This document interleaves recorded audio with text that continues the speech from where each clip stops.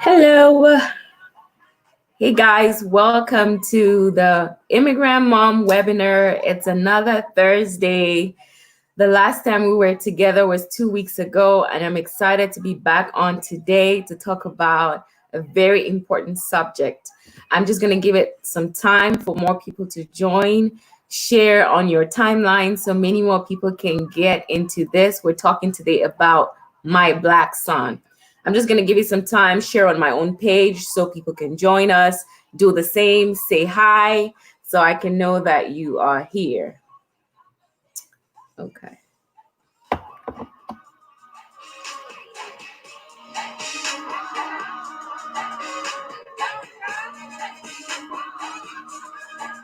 Hello. This is the Immigrant Mom. Drop a comment so I can know that you're here. We're just waiting for more people. We're just waiting for more people to join us, and then we'll get started. We have a very interesting topic for today, my Black son. You can see that on the reader. We're talking today about my Black son. So go ahead and share, invite more people to join. If you're an immigrant, a friend of an immigrant, a brother, sister of an immigrant, this is for you. Okay, so go ahead and share so many more people can join us.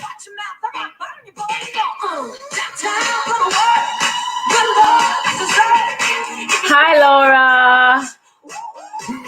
Hey. Thank you for joining. Yeah.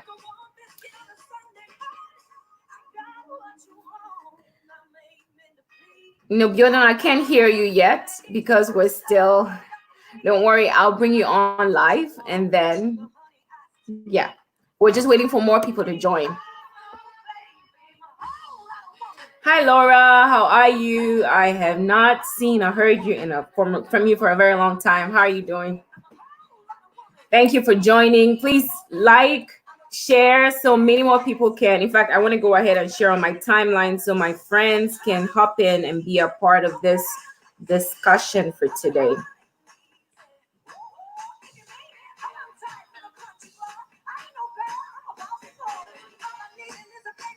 I apologize in advance if you hear an echo. That's just me trying to share on my page.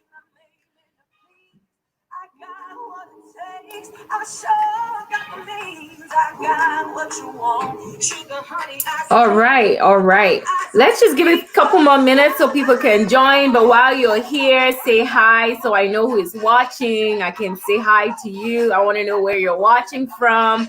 Today we're talking about my Black son. And this is in regards to everything that is going on in the U.S. now in terms of the systemic racism that, the Black community is fighting and standing up against.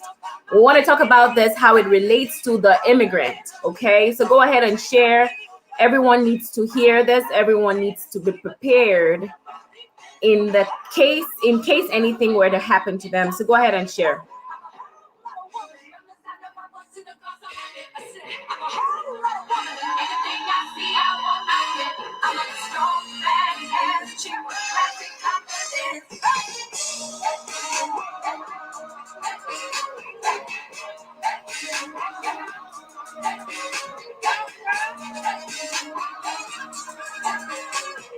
Hello.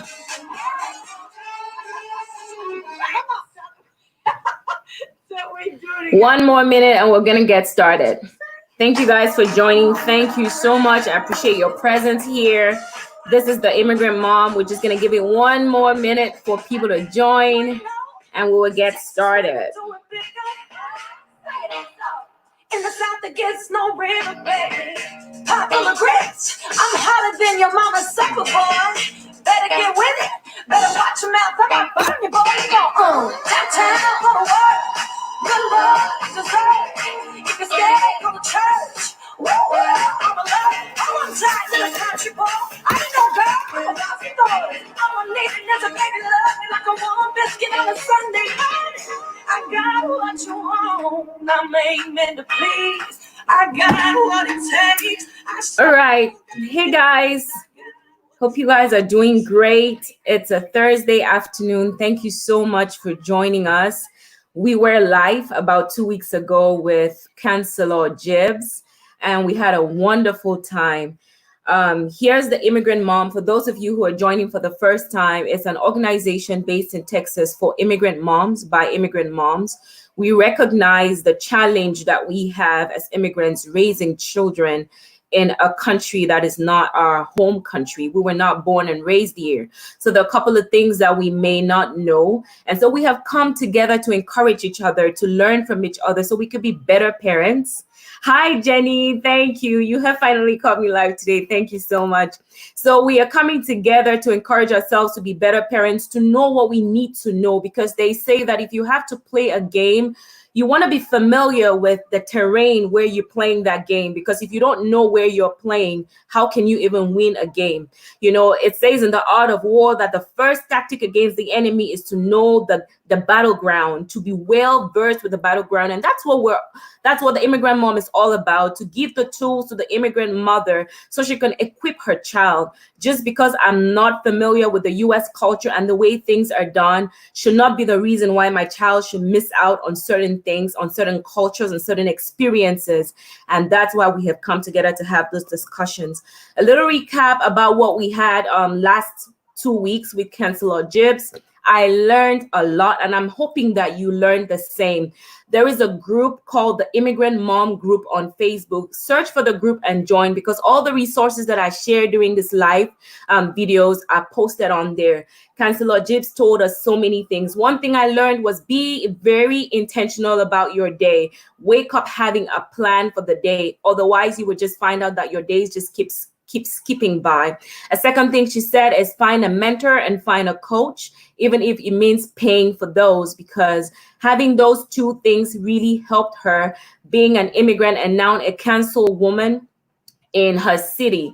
Another thing she said was do the hardest thing the first in the morning. I mean, she shared a lot of great tips which were posted on our Immigrant Mom group. So find the group on Facebook and join us. For today, as usual, I would share a nugget. A nugget is like a little thing that we need to know as immigrant moms before I call on our speaker. And the nugget for today is, does your nanny, does your babysitter know what to do in times of emergency? As an immigrant mom, we have people that come and stay with us to help us with the children. And maybe you don't even realize that you need to educate them on what would happen or what should happen if there's an emergency. Does your nanny have your phone number? Does she have it written somewhere? Does your nanny know how to call 911 in case of an emergency? Does your nanny know how to call the fire department if there's a fire? Those are all things that we need to keep handy. When you have a nanny coming on, just as you onboard an employee in a company, you should onboard your nanny and go through emergency tips or what would happen during an emergency. It's always recommended that you let your nanny do CPR. So in the case that someone needs to be revived or there's a situation as such, your nanny will be in the best place to provide that kind of help to your children. So just things to know: write down your address. Let your nanny know your address, because sometimes, you know, you might assume that they know your address, but they don't. Write it down. Be clear about food and medication. Ensure that they have your number.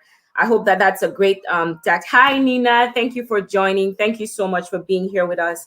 Today, without further ado, because I know we just have an hour and we have quite a lot to get into, we're going to talk about my Black son. We're going to talk about the whole issue of racism as it applies to the immigrant. Now, and I'm not here to debate whether or not there is racism, whether you have experienced racism or not. That's not the case. But because it's a topic and we're all in this country at this point in time, it is good for us to talk about it. I'll go ahead and bring our speaker. But before I do, let me tell you a little bit about her. I'm so excited about what she has to share today. Her name is Biodun Dapherede. I hope I said it right.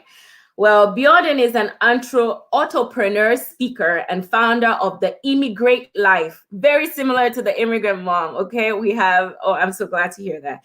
The Immigrant Life platform. She is a trained communicator with a speaking focus on issues surrounding culture, the commonality of our experiences and building and community building. She's a wife and mom who is passionate about faith, motherhood, and immigrant representation. She has a book titled Lead Me Past These Lies, and it's on Amazon. So help me welcome. If we were together in a conference room, we would have a standing ovation and saying, ha, ha, ha, ha. Hi, Hey, Biodun. Thank you so much for thank you joining us so on much. the Thank you Immigrant so Mom. much. Thank you so much for How are having you me. doing? I'm good. I'm good. Today's Thursday. I'm blessed. What can I say? Sure. I Yep. mean, I know I gave a very high overview introduction, but if you would not mind, can you tell the immigrant moms where you're from, how long you have been in the US, how many children you have, and just a little bit about you? Okay. So my name is Biodun Dapherede. For those who don't know my name, because I've had to say this a lot over the last 1 month, my name means that I was born during a festive season. That's my name. Biodun. That's the full pronunciation of it. I'm an entrepreneur. I'm a speaker. I'm an author. People always ask what an entrepreneur is. I write books. I help people craft strategy, and I ghostwrite. So the three of them is what makes up what I do. I also have a 9 to 5, which is a very clandestine part of my life. I have 2 boys. I'm originally from Nigeria, as in I was born and raised in Nigeria. I moved here about a decade ago. Okay. So it's not been very long, but I had both children here. So Right. I'm married. What else? I'm very, as you said, I feel like you have given a good overview. I'm very into like the immigrant community, but I consider myself a global citizen. I know where I come from. Yes, my culture is real to me, but I know that part of my purpose doesn't just have to do with the corner of the world from which I came. Mhm. I'm here to impact the whole world, and Awesome. that's how I see it. Yeah. Awesome. So, I reached out to Bjorda and, I wanted someone who has had that talk with their child. I wanted someone who has addressed, the issues that we're facing right now with their child to be able to True. share it with other immigrant moms. But before we even get into that, there are 2 videos that I would want for us to watch. We will watch together and then we will get into the discussion. If you have any questions in the audience that you would like to ask, this is a good time to put it in the comment section. And when we are I am William George Bailey Jones. I'm 13 years old, and I have nothing to harm you. That's good, baby. You always have to show the police where your hands are, and always say what you're doing before you do it. Be in control of your emotions. Be polite and respectful. Yeah, don't fight back. Don't talk back. Do not make any sudden movements. Remember, your only goal is to get home safely. If you get detained, don't sign anything or write anything. Wait for a parent before you talk. And if your white friends are saying things or mouthing off, know that you can't go climbing through windows, play with toy guns, throw rocks, and you cannot ever run away from them, no matter how afraid you are. Never, never, never run.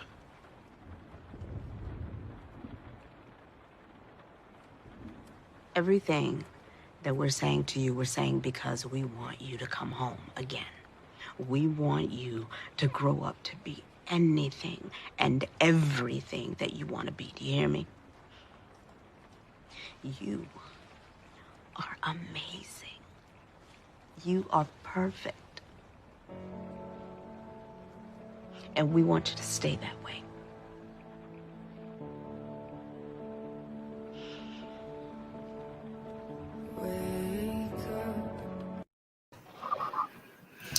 Okay, that's a very can you hear me, Bjorn? Yeah. That's it's kind of tough watching this as a mom of a Black son with everything that is going on. And for those that are joining unaware of what we're talking about, a couple of weeks, a Black man was killed in Minnesota. He was murdered in Minnesota, where a police officer trying to arrest him, was on his neck for a good couple of minutes, even though the man was crying out that he could not breathe. This is not the first. This was not the last. About 3 other cases have happened after that. And many times you would hear people say, just comply. Why wouldn't you comply with what the police tells you to do? If you comply, you would be alive. But we know of so many cases of people who did not even have to comply. Like they were in their houses in different, So Biodun, just tell me, as a mother of a Black son watching this, what are the emotions that are triggered in your heart? I think the foremost emotion is, can you hear me properly? I feel like I'm echoing. I can hear you. Okay. So I feel my foremost emotion is just, I love, children are very hard to coach to act. Mm-hmm. So I love the fact that the boy's face depicts the confusion, because he's looking at his mom and he's looking at his dad and he's looking at them with this look of, are you guys joking or are you serious? Right. I could tell that he's shocked. You can see, like, he's not even shocked. Yeah. He's not even shocked. He's more like, are you guys joking? Right? You can say so, and also add to it that, he is trying to understand the severity of what his parents are saying. Yes, right? because they look serious, but what Right. they're saying is plainly stupid and insane.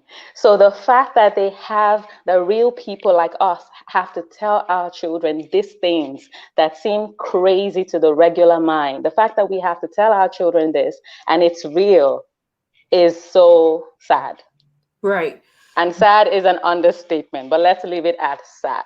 Right. So this video provokes a sad feeling. Oh yes, watching this and just seeing where we are as a people, where we are, and this is our reality. As sad as it is, as we want things to be different, it is the reality of us needing to have that conversation. The next thing I wanted to ask you is for parents who are saying, I'm caught up in the anger of this reality.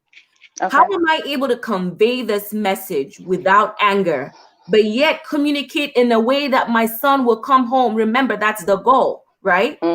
How are we able to do that? And how were you able to do that? So I will be honest. For me, this issue did not cause me to just have the conversation. I've been having the conversation, periodically. Okay. This video didn't cause me to say, okay, let's have the conversation. It is a common conversation, not just because of where we live, because that's a part of it, but because I grew up in a situation where what happened to George Floyd is not uncommon. Okay. So I saw stuff like that growing up in my country. So it's not, it wasn't something I'd never heard of, right? But part of the reason why we migrate is because we want to give our children a better life. Right. So it is horrible and it is sad, but I've had to give my son this talks. And to a parent who is thinking, how do I give my child this talk? I will say, first of all, don't jump into the talk if you haven't had the talk with yourself. And so what's the talk with yourself like? Let's start from there. Let's start what is the talk with yourself like? The talk with yourself is putting anger to the side for a moment. Okay. And really acknowledging your emotions. Like, what are you feeling aside from anger? Like, how would I put it? Deconstruct what you think about what is happening. And look at maybe the first time it happened to you, how old you were. Think about people in your family that it's happened to. Think about how you think this can change. Look for people who are doing things towards change. Like, educate yourself is what I'm saying. Right. Educate yourself, because I see a lot of people just get angry, and without education, they act. that never works. Because even when you start to do that, educating yourself, only then can you have a conversation with your kids, and then you can really give them the correct information. That's number one. Number two, if you're angry, I've never had someone teach me something that stuck when they were angry, because when I'm looking at them, all I can see is the anger. I can't see anything else. And kids are like that as well. So before you're going to have a conversation, you have to let the anger, you have to calm down. It's one thing for us to say we have to let the anger calm down, but even besides anger is fear, right? Yep. And one of the someone from the audience has asked the question, how am I able to have this discussion about something that could potentially affect my son? I'm afraid, without communicating to him that he's less. Because remember, the talk is not saying obey the police. The talk is saying if your white friends are doing so, remember it might not be okay for you to do. And we're just talking about regular things like playing with a toy gun. Yeah. So there's that dynamic of it that, there's anger, there's fear, but it's understandable. And that's what puts the immigrant mom in a very tough box. Before we even move on to the next question, which I have for you, there's a video I want to show about how this applies to immigrants. A lot of immigrants have taken the back seat in this time, and they're saying, this has nothing to do with me. They're saying, this is an African American problem. They're saying African Americans are in the hood and they're violent and they have brought this upon themselves. I want to just show you a video of immigrants killed by the police. Let's watch. We always is, but I'm feeling like this. How many mothers have to cry? How many brothers gotta die? How many more times? How many more times? How many more marches? How many more signs?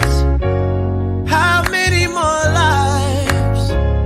How many more times? Take a look around. Can you see it now? Don't be colorblind, cause when they're killing mine, they'll try to justify it. Oh, each and every time. Playing in the park, taking you a jog, sitting on the couch, in your own house. Never seem to matter what we do. You think we don't matter, but we do. You got a problem cause the city on fire, but you're quiet. So that's a recount of a number of immigrants that have been killed in the United States. And so it affects us. It affects us as immigrants. I hear you saying that in your home country, you had to have this talk. But in your home country, there was no racism because everyone is the same. Would you agree or would you say no? Of course, we're all the same race in my home country. So, of course, you wouldn't call it racism. You would call it tribalism or just corruption. And by just, I mean, you wouldn't call it racism because they're not different races, right? But it's the same unfairness. It's the same just wickedness. If you can take a life, like it was, even animals should be treated more fairly than this, but yeah. All right, so walk us through. How old is your son? So I have two. One of them is 8. The other one is 4. So for your initial conversation, just set us the stage. What was it like? What triggered it? And how did you introduce the conversation? And let's just listen to maybe one or two things we can gain from what you had as a discussion with your son. Okay, so I think I started to really have the conversation when my first son turned 5. And it started from, that's why I love the months, like Black History Month, Women History Month, because they're always great learning periods. It's not, I feel like sometimes as immigrant parents, we just say, oh, it's African history, it's African American History Month, and we just ship them off to school, like, okay, let your school teach you. But it's an opportunity for us to learn That's number one. And it's another opportunity for us to speak with the kids and just hear what they think. Or what do you think about Rosa Parks not getting up? Or what do you think about, all of those chances to really listen to them? Right. And so when he was 5, we started to have the talk. If you scroll down my feed on Instagram, I always talk about how African American, like Black History Month, is a tough month because we have the conversations in different forms every day in my home, just talking about all of that. But one thing I always knew in my mind was that if there's anything I want my children to inherit from me, I don't want it to be anger. Okay. And I know how easy it is to transfer anger. And I don't mean the kind of anger that brings change. That is different. I mean the anger that blinds you The to anger from reason. frustration. Yes. No, not even. I feel like you can channel anger from frustration and make it work. But then there's the anger that doesn't educate, that doesn't allow you to educate yourself. There's the anger that just lets you react without thinking. So when he was 5, we had to have the conversation, the race conversation, talking about and I thank God that I started to have that conversation with him, because in his class, he was having the talk with his friends. Oh, really? At 5? Oh yeah, As of early course. as 5? Yes, not like adults talk, but they were sharing about race and girls. What did they say about it? Can you just let's just have a sneak peek into their conversation? Oh, they can say, they could say stuff like, white people don't like us. And you say, where did you get that from? And he says, oh, maybe Caden's mom said. So you start to realize that even if you keep quiet, somebody else's mom is saying something at home. And what they're saying might not even be what you believe. So if you don't make it clear what your belief is, then they're going to take what they can get. Do you understand what I'm saying? Right. Yeah. So like somebody else is talking to them while they're at school. And if you're not having that talk with them, someone else is feeding them a different ideology, either giving them the impression that they're less off because the person's mom does not like them. That's interesting, because the tendency for us immigrants is to come in, and because we're trying to integrate really quickly, we miss out on some of these things. Like we send our children to school and we don't ask them questions that could point to whether because of their race, they're being singled out. Yeah. And especially if they have friends who are maybe who they like, who they admire, who they see as, oh, this is the guy, to follow. Once that person says, oh, this is what I believe about this, they're going to believe that. Don't look at your kids as being too young. Once they're old enough to have friends, anything that comes out of that friend's mouth is Bible to your kid. That's why it's so important to know what kind of friends they have and what the friends are saying. But of course, you have to be careful how you find out. It's the only way to find out what their friends are saying is in conversation. What do you think about this? Oh, this. Where did you get that from? And then they tell you, oh, Jane said this. Oh, John said this. So apart from the holidays that are celebrated remarking the Black history, which you find an opportunity to introduce that topic to your children, you're also asking them what their friends are saying in school about race. What were some other things that you did in introducing this talk with your babies? Okay, so another good thing is that my kids, their schools, I don't know why, I think it just happened to be like that, but their teachers always slip in books about race, anti-hate books, anti-bias books, and so when we're doing okay, maybe you're supervising reading time or you're supervising homework, you find yourself having to talk about these things, and it's very my brother-in-law, for instance, gave me a teddy bear. And that teddy bear, I wish I knew the name of the brand. That teddy bear, if you press the palm, right, it would it would tell stories, but in my native language. Okay. And so we always, my baby, the 4-year-old, always carries it about with him. And because of those things, stories come up. Oh, what did you do when you were a child? Or what happened when, and then I'll tell a story. I'll find a way to get it to segue into what's happening right now. Right. So those are ways. Even sometimes I'm not very big into cartoons anymore. I feel like I outgrew them. But just because I'm looking for like teaching opportunities, sometimes I sit with them, I watch their stuff, and then it leads to conversations. Cartoons like Motown hits. So there's this cartoon about Black kids, and so opportunities like that. Whenever it comes up, without making it seem too serious. Right. We have to talk. And that's where I'm a little bit on a different lane with this entire conversation, because I hear you, but if I hear you clearly, I'm hearing you say that, you're having a talk about not being racist. You're teaching your children to be open to other races, to be accepting, to understand the dynamic. No. That's not all. I talk to my child about being accepting, or not even accepting. I talk to my child about understanding that it isn't just Black or white, right? That there's so many other things.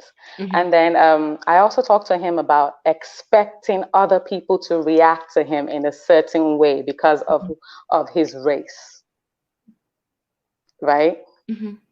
I've had cause to, like, the issue of, even before this issue came up, right? This issue of George Floyd and what happened to him and everything that's happened ever since then, we've had cause to speak to him and tell him, this is why, this is how some people are going to behave to you because you're Black. We've also had cause to tell him, this is how people are going to behave to you because you're Nigerian, or because you're African, or because you're Nigerian American. So we've had, it's complicated, but hey. Have you had the discussion about the police? Oh yeah. So tell us a little bit about how that was. So for me, I'll just give a context. For me, when I was growing up, the police was like, you use the police to scare kids because they were that terrible. Right. And so when I came in and I saw what was happening, I knew that even though it wasn't what I thought America would be, it was the reality. I had no choice. All right. You and I have lived in a certain country. All right. You know what I'm talking about. I don't want to mention the country. Right. I don't know if you think it's okay. No, you can go ahead. Sure, mention. Okay. So you and I have lived in Korea before. Yes, and even in Korea, where there's so few Black people, something that happened to George Floyd, I hadn't heard of it happen to a Black person before, right? Not in the same magnitude, but in Korea, there's quite a lot of ignorance and racism. Yes, of course, there's ignorance, there's racism. I could tell you like very funny stories, but to that magnitude. And so when I realized that, okay, this is where we are, we have to have the conversation. We sat down, we spoke about it. Okay, this is how the police see Black people. This is how the police see even Black boys, because I had to make him understand even Black boys. And of course, he felt puzzled and angry. But he said, so will they act that way to white boys?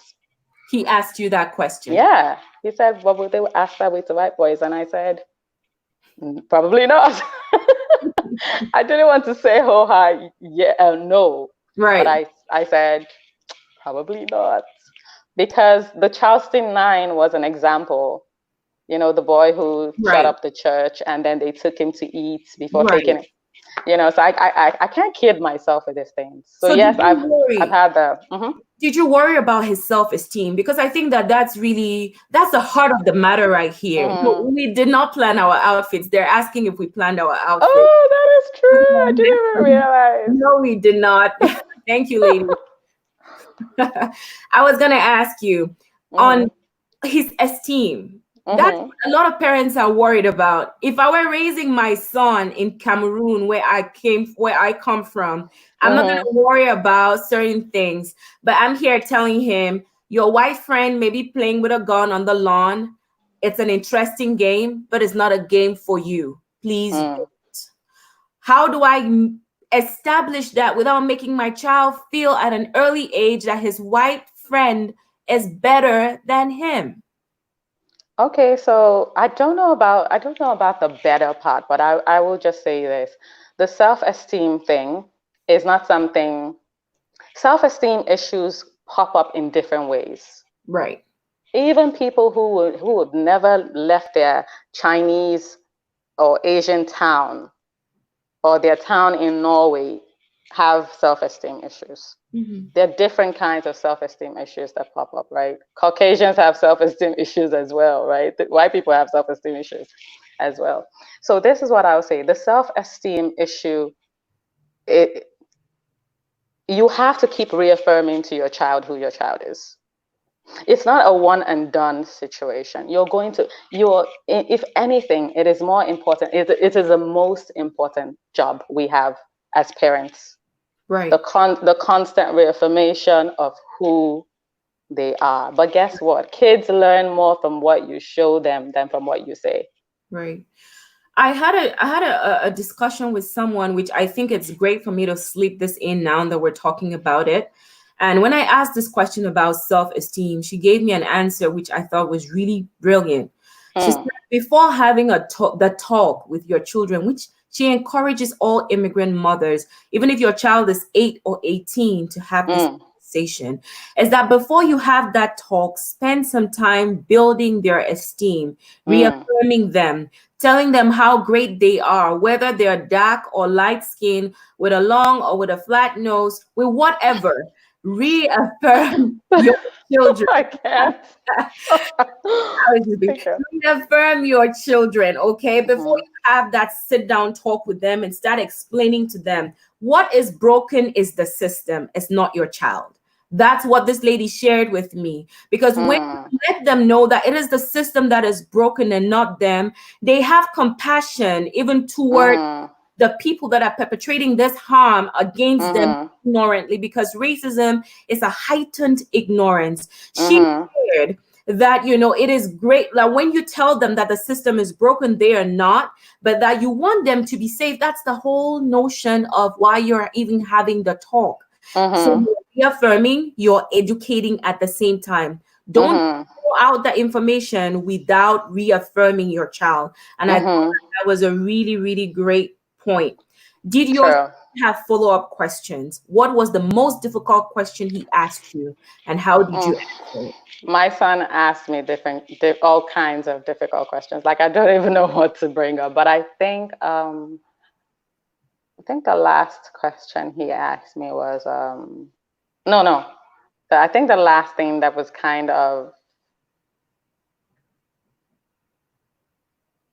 okay. There was a particular day they told us the school said they weren't going to have lessons, Mm-hmm. and it was supposed to be a day of like rest or something. I can't remember the word they used, but I just got on tensions were high. Judge Floyd had been murdered, and tensions were high.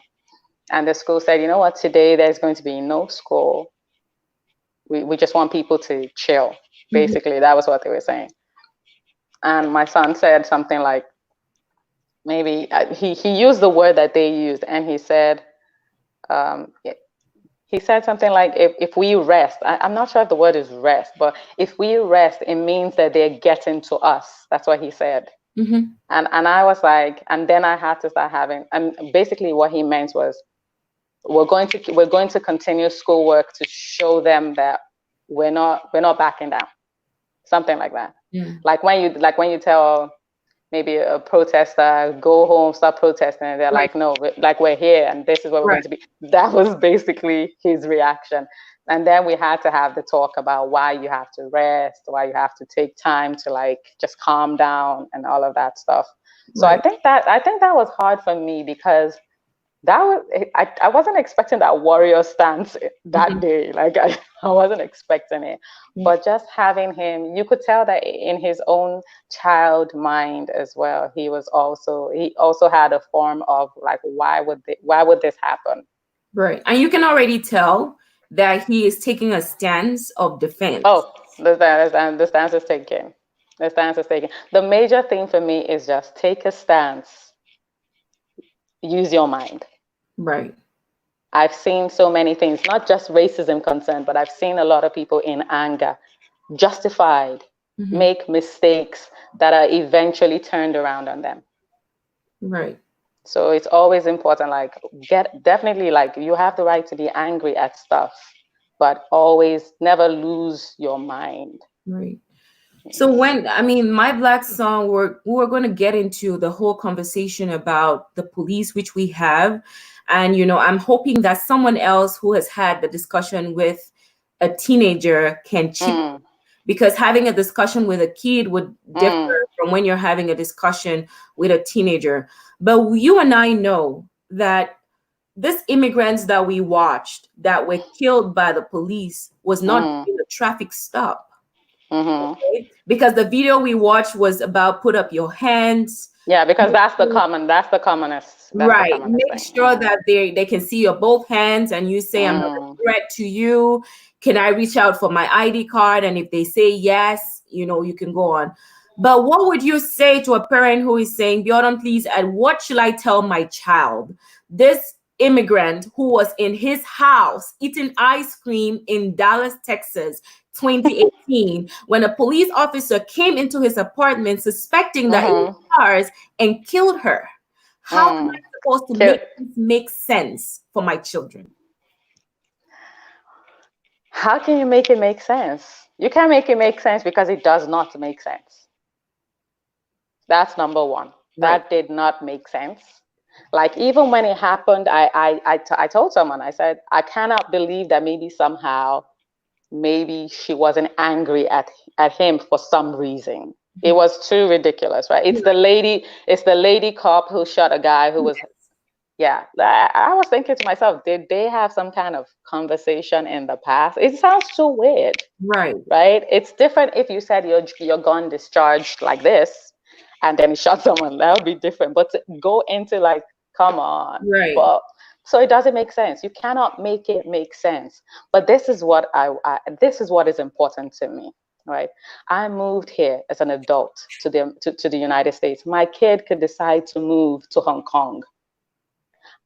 It is important that we allow them know, like you said, it is the system that is broken. Right. But our goal is to raise proudly Black kids who will go anywhere in the world and thrive. Right. That is the goal as far as I'm concerned. And to immigrants who say, this doesn't concern me, of course it does concern you, because guess what? Like I have an accent, right? My kid won't. Right. Nobody's going to be able to tell where he's from, except he tells them, except they go into his birth records. Even if they go into his birth records, the only reason why they will know is because of me. Right. Nothing else is going to point to the fact that he's not full on African American, blah, blah, blah, like nothing else.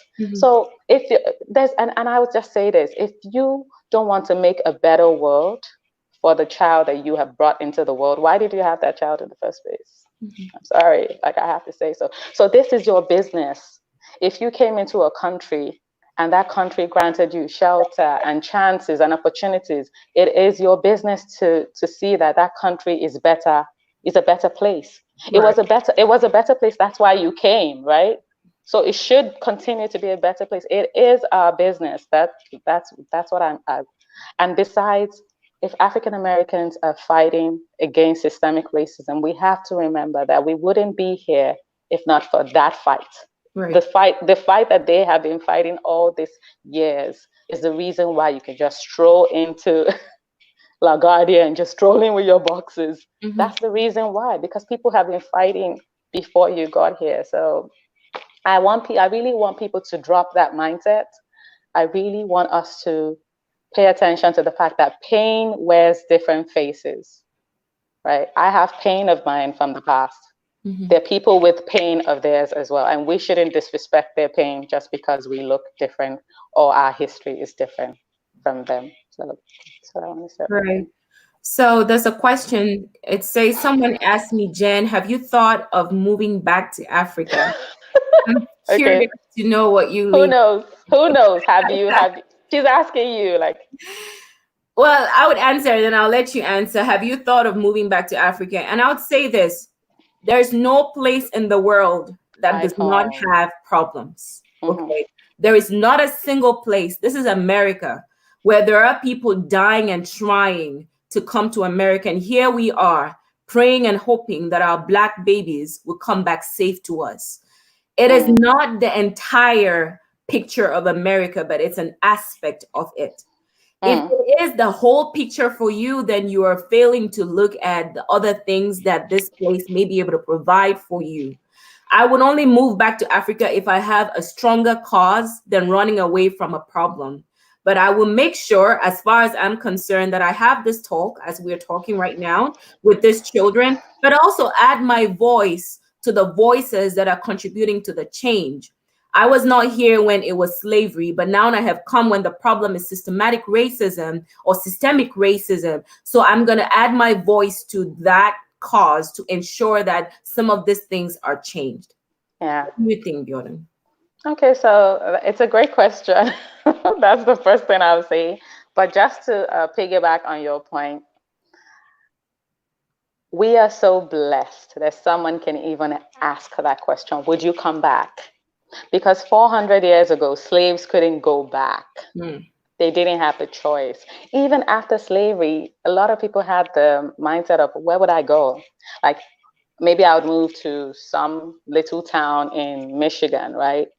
But if at that time, if you thrived too much, you would get into trouble mhm. because they'll be like, oh, who's this Black person thriving? Right. You'd get into trouble too. So this is what I'll say. Like, for me, I always try to get my kids to be proud of the continent as well. So I'm very careful what I say Mhm, about the continent where they are. mhm. I let them know that the continent is a beautiful place. Right. Okay. So Right. currently in my country, they're having like a lot of issues. Then there's the travel ban, but I really would love my kids to go regularly to Mhm. visit.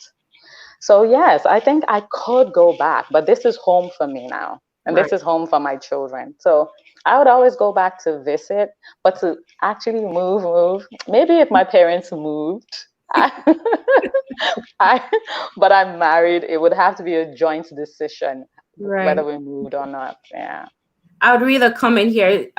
Luther says we're only responsible to teach them, to nurture them, and recite them, to be responsible and pray for them. And that's right.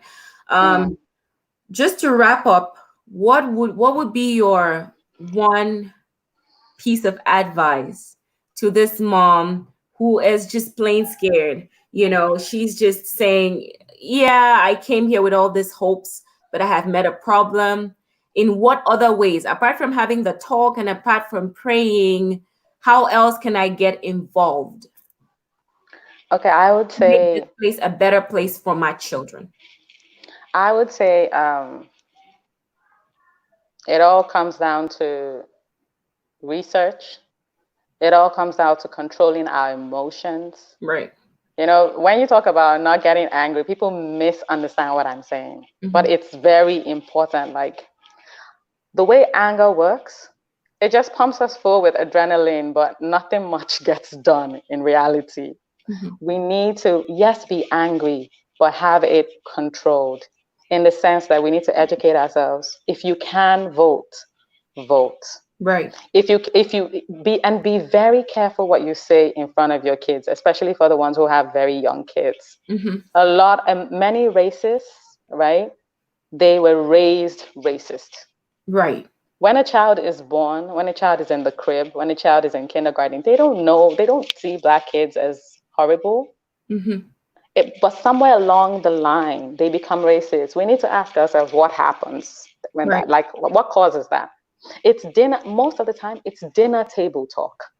It's two white parents or two other race parents sitting down watching TV, and they say, oh, someone broke into someone's house today. They suspect it's a black man. And two white parents saying, oh, this black people. Mm-hmm. That's how it starts. That's how Right. kids begin to hate, or don't bring a black friend to this house. I'm in a group, a professional group, and some white guys, they started to talk about how they want to be honest, how they were raised racist, how in their families they told them don't bring home black friends, how they banned them, like never date a black girl. All of those things they were told. So they were raised racist. They weren't like that, from the womb. So we also have to be careful what we say in front of our kids. Everything that we say in front of them needs to be intentional. That's what I'm going to say. Right. If you want to raise your kid racist, okay, say racist things. If you want them to grow up in a way that they also grow up fighting and saying, yes, you know what, I'm going to have a better life, and I'm black and I'm proud and I'm still going to be on top, even though I have melanin in my skin, then say those things to them. So I think the words of our mouth are very important. As parents, the things that we say, they make or break our children. Right. So let's say the right things to them, and let's say the right things to ourselves as well. Right. I see a lot of people arguing about the government, the president.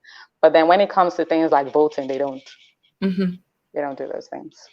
Yeah, as an immigrant, I encourage everyone who can vote. Not every immigrant Not can. not every If immigrant you will vote. can, if you want to be a part of the change, add your voice in the ballot box. Go out there and vote. And to your point, I was going to add this, that at the same time, while we're trying to grapple with everything going on, be truthful with your children about the reality of what is happening, including how it makes you feel, including telling them that, we have come from where we have come from, and this is our history, right? And we have come into this country. This is their history, and this is where they are in a stage of their history. So that way you're having a sincere and open conversation with your children.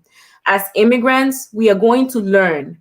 We are going to learn what it means to ask the right questions, to patiently listen even to our children's gibberish and statements that they make that may not make sense, but to keep on listening and asking them questions so that we can bring everything hidden under out. Things that are said to them in school, we can bring it all up. And on the other side as well, engage in our community. Vote if we need to vote. Do the things that you need to do so that your voice can be heard. I'll say we're not hopeless. We came for a reason. This cannot be the only picture America paints. It's a problem in America, like everywhere else in the world has a problem. But we will look at the bigger picture and we'll make the most out of this situation.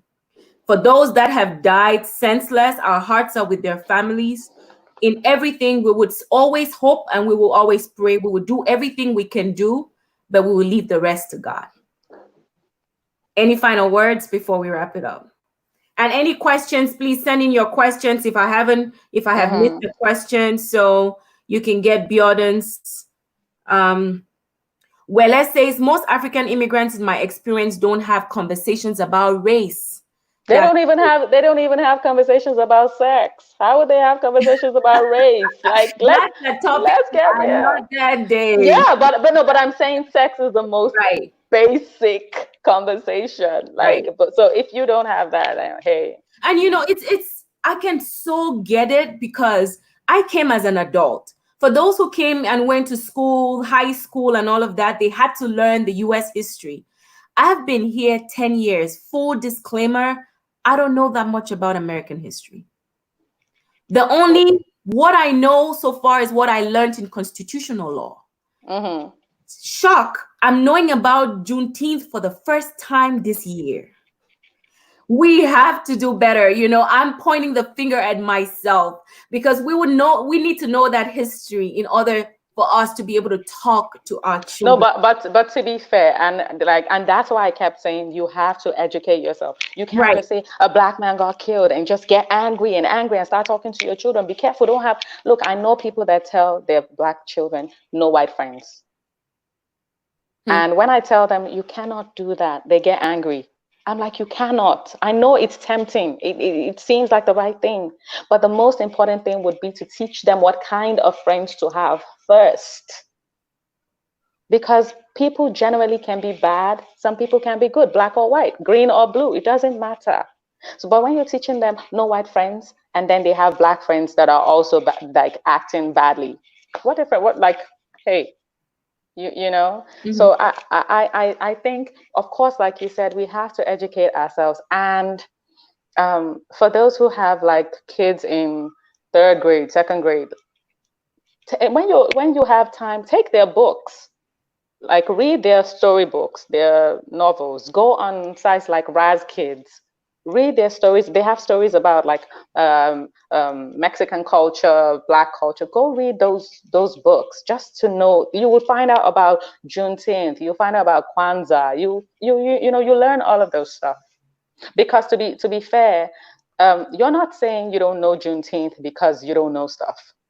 You're a brilliant, you're a smart black woman. You know all of this stuff. And you know that where you went to school in Africa, you know that it teaches about the whole world. In fact, if there's anything, when I first moved to the US, if there was something that got me angry, it was that I had spent my whole life learning about the whole world. Right. But nobody had learned about my part of the world. Right. That's why I would have people asking me if Africa was a country. It was the weirdest thing. I was like, what? I know about you guys. I know how to pronounce all your names. I know about your history. How don't you know about mine? So, hey.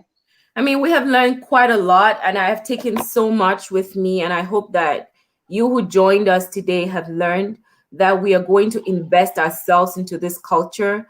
Our jobs are good and paying, that's great, but we need to know the history so we can have intelligent conversations with our children.